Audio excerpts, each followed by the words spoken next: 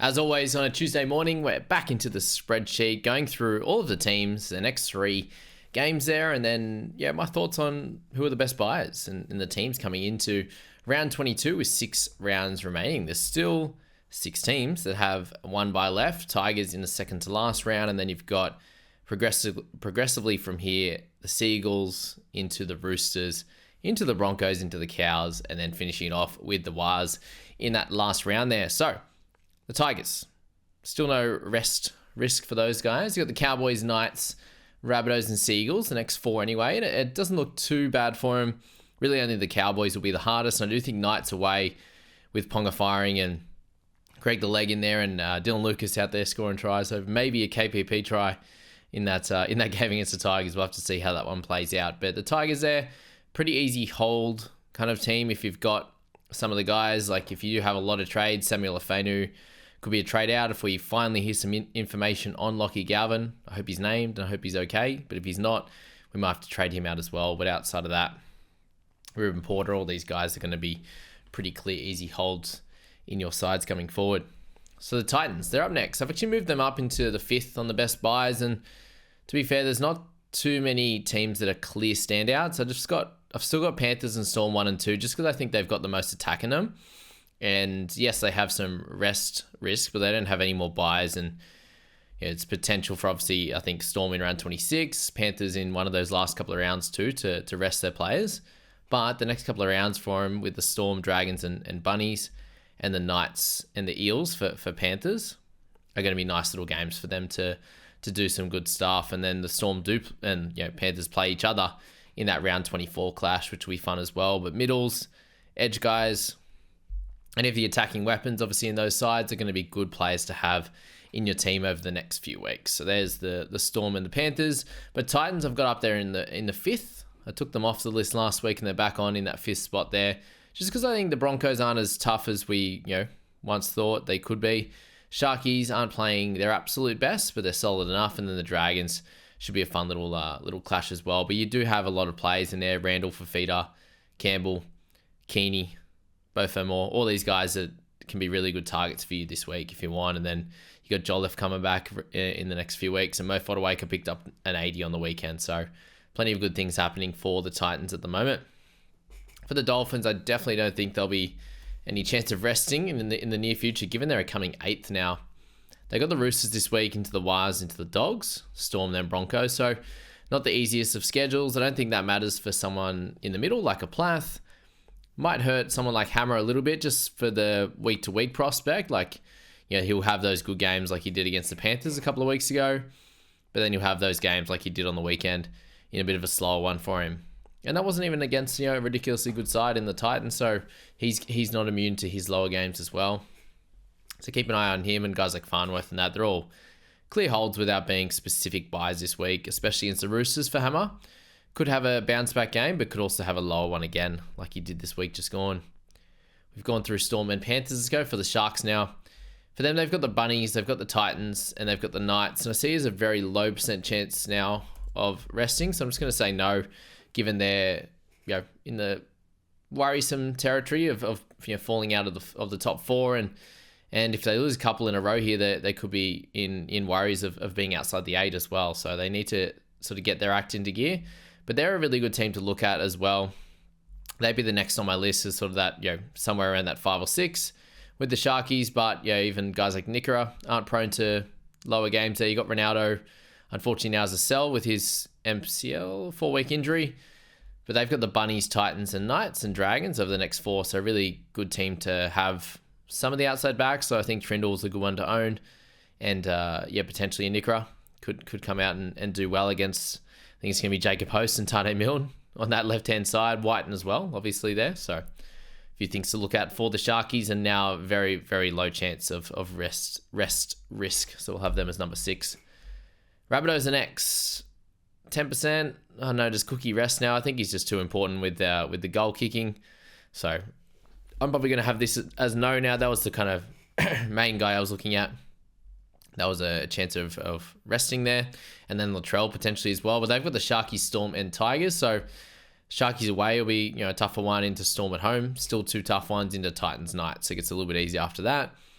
No one in there you'd probably clearly be targeting apart from Cam Murray as a newer player back into the side after Origin and then his 2-week suspension. Colin Matungi's very expensive. Maybe, he takes a few minutes off, 10 to 15 in the upcoming games. If you've got Gray, if you've got Whiten, all clear holds. Whiten just continues to score well. So we'll see how that one plays out. And from my Jai Gray and Whiten perspective, I hope that Latrell doesn't come back this season because Whiten getting so many of those kick meters and dominating that way.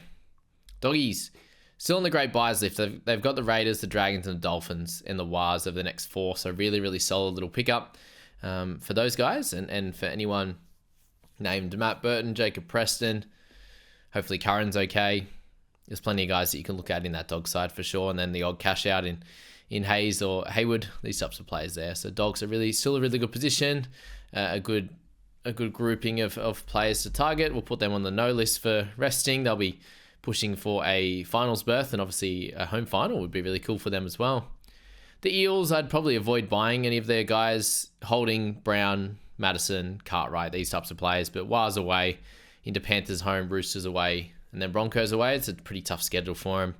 And they're obviously right at the bottom of the ladder. They'll be fighting for the wooden spoon, surprisingly enough. So there you go. Raiders, they've got the Dogs away, Eagles at home, and Cowboys away into Panthers. So a fairly tough stretch. I don't think it hurts Fogarty too much. If they continue to play fairly well, he'll still be able to get his odd try assist and keep his base stats good. Guys like Weeks, don't expect them to score incredibly well. He'll be fine enough in the 30s as an average, somewhere in that mid-30s, but with some tougher opponents, I doubt it gets he gets that 50, 60, 70 kind of range with those standout performances. And then guys like Strange and all that, don't expect the world out of them. Hudson Young and these types of players isn't going to affect them too much, I don't think, for sure. And then just see if Hosking ends up with a starting spot anytime soon, but unlikely at this stage until next year. For the Dragons, they've got the Storm away into Dogs and Titans. So still a fairly tough little matchups for them. No one in the Dragons I'd really be targeting at this point. For the Knights, they come up against the Panthers here away, but then they're clearly going to be on this top list, sort of in a 2, 3, 4 type of range for the Knights, and guys like Ponga, guys like Greg Mars, who are going to be great to have for that back end there. It's just getting through this Panthers game away. So hopefully they can come out and play pretty well. There's some news there that Hastings apparently is going to head back to the Super League at the end of the year. There's also some chat around him being dropped. And potentially Phoenix Crossland playing 7. So they're chopping and changing that role very often. And if you're a Brayley owner, that could be good signs, but we'll wait and see on that one there. But they go then into Tigers, Sharks, Rabbitohs, Titans, and Dolphins to finish off the year. So it'll be a really nice little run for those guys, KPP, Dylan Lucas, all those types of players there. Broncos still on the good list. I just think that guys like Haas, guys like Carrigan, Walsh, still a solid one. All those guys could really do a good job for you over the next stretch of games. And if you haven't bought them yet, this will be the time to do it against the Titans and the Cowboys away, where they can really dominate through the middle and get plenty of work in for sure. And guys like Walsh are going to get their attacking opportunities for sure. Eagles, obviously not buying this week. They have a bye. But then following that's Raiders, Warriors, Tigers, Dogs, and Sharks. So a pretty solid little run for guys like Turbo, hopefully for Garrick, for DCE, these types of players. So wait until next week for a daily play or something like that if you wanted to go down that route. Warriors, they come up against the Eels, Dolphins, and the Eagles. So crazy that at the start of the year, Bulldogs was the blue easy matchup because I change them week to week. So the 3 weeks upcoming and haven't changed the others from the start of the season. Sorry about that. When Scoob was going through, this is his spreadsheet from the start of the season. So thanks again to him for that one. But the Wars there, it's still a pretty comfortable schedule over the next couple. But who are you going to target from them outside of AFB or Barnett or Walker? Not too much there, that's for sure, with a bye to come. Roosters still have a bye to come. That's after this week. So Dolphins away into the bye, but then Eels, Titans, Raiders, Rabbitohs. A really nice stretch for middles, for outside backs, and those edges as well. Oh, wow. Really losing my voice. Sorry, guys. Almost finished. It's only a short video and I'm losing it, sadly. But I still think there's a good chance of a rest. Obviously, the bye next week is a thing. That could be their rest, but we'll see how that plays out for them. I'm really hoping for a bounce back from Watson. Hopefully he's named, to be honest. That could be a problem if he's not, especially with Cotter out as well and potentially Galvin. But yeah, that's that for the Roosters. There's a few guys to look at. Manu's going to return after their bye, so there's something there as well. Teddy if you don't own those types of guys. But I would wait now until round 24 for the final 4 weeks. And then Cowboys to finish, they've got the Tigers at Leichhardt, so it could be a little bit closer than you may think, into Broncos and the Raiders before their bye. So anyone you own in the Cowboys this week should hopefully be a good week for them, especially outside backs like Drinkwater and Holmes, Jeremiah Nanai, these types of players there. They could do a good job.